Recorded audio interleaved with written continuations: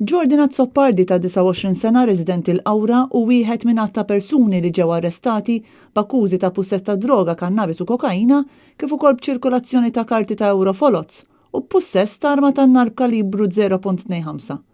Azzoppardi li m'għandux impjieg u mifhum li hu l-moħħ wara ċ-ċirku ta' traffikar ta' droga u ċirkolazzjoni ta' flus folots u li kien involut f'attivitajiet li wassulu għal numru ta' raids tal-pulizija fl-aħħar ġimgħat.